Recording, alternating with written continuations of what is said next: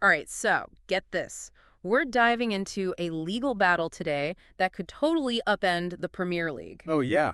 Yeah, we're talking about Manchester City, huge sponsorship deals, and a court ruling that has everyone wondering, are the Premier League's financial rules, like, even relevant anymore? Sounds juicy. Lay it on me. What's the deal with Manchester City? They're always in the headlines for, like, spending a bajillion dollars on players.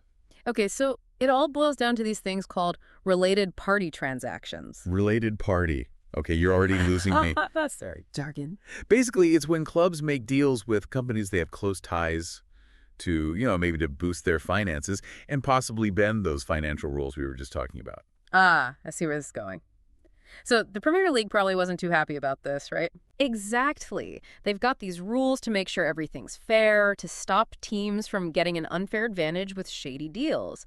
But Manchester City, they weren't having it. They said the Premier League was being way too strict, especially with some of their big sponsorship agreements. Okay, so they took it to court.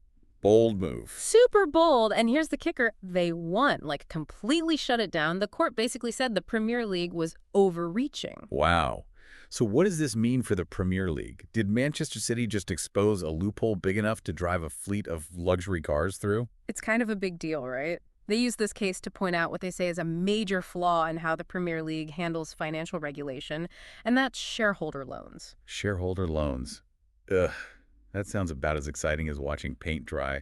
Why should I, or any fan for that matter, care about this? Okay, so say a rich owner wants to pump money into their club, right?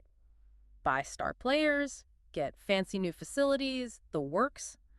They can do that through direct investment, but another way is through loans, shareholder loans.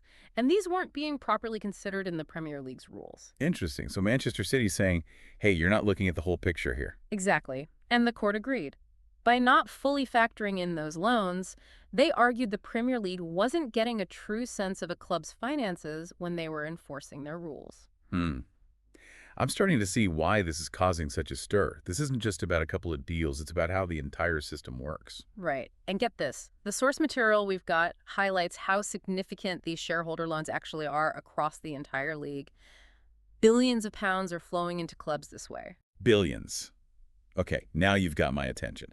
So what you're saying is this ruling could have massive implications. It's not just about Manchester City anymore. It calls into question the whole way the Premier League tries to control spending. You got it.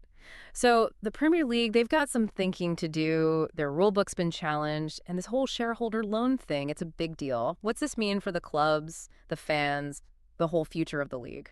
It's crunch time for the Premier League. They've got to decide, rewrite the rules, maybe cause even more financial chaos, or stand their ground and risk even more lawsuits, accusations of playing favorites.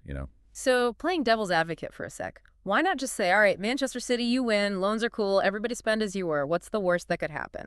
Well, the Premier League's rules, even if they're not perfect, are supposed to keep things somewhat fair, right? Yeah. So in theory, any team has a shot.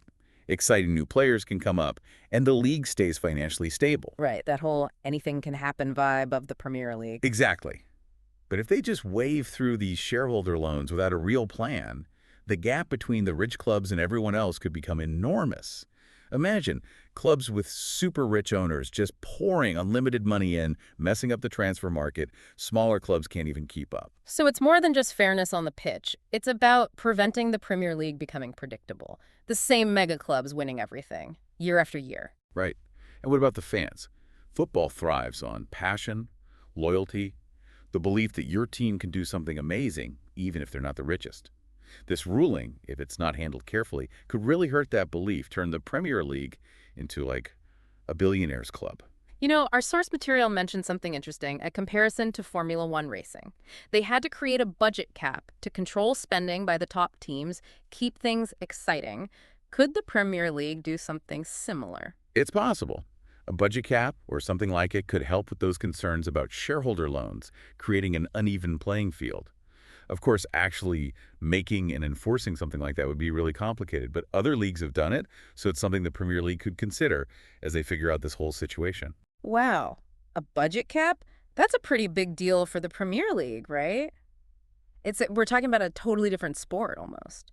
Yeah, it really shows how big this ruling is. Mm-hmm. This isn't just about Manchester City and some sponsorship deals anymore. Right. It's about, like, what the Premier League stands for. Yeah, yeah. Will it just be a playground for the super rich, or can they keep things somewhat competitive? And it's not just a local thing, right? The Right. Premier League is huge, fans everywhere. What kind of message does this send to them? Good point. The Premier League has always been like the most exciting and unpredictable league in the world, right? Mm, But if this means just a few clubs can spend way more than everyone else, it could hurt the league's image globally. for sure. We've talked about the league, the fans, even the Premier League's global brand. What about the players in all of this? How does this ruling affect them? This is where it gets really interesting. On the one hand, you could see the best players going to the clubs with the most money, like driving up salaries like crazy. Yeah, yeah. But then again, if the Premier League makes stricter financial rules, smaller clubs could actually keep their star players. It's going to be interesting to see what happens. So much we don't know. It's kind of hard to even imagine how this will all play out. It really is. Yeah. But I keep thinking this whole thing shows how modern football is kind of torn. Torn. Yeah, it wants to be a fair game where anyone can make it to the top, but it's also a business Yeah. driven by money and winning no matter what. Finding a way to balance those two things, that's the real challenge for the Premier League and for football as a whole. I think you've nailed it. This isn't just about legal stuff or financial rules.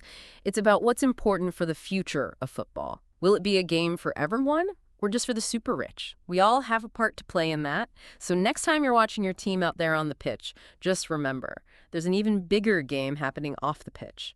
One that affects the players, the fans, and the whole sport we love.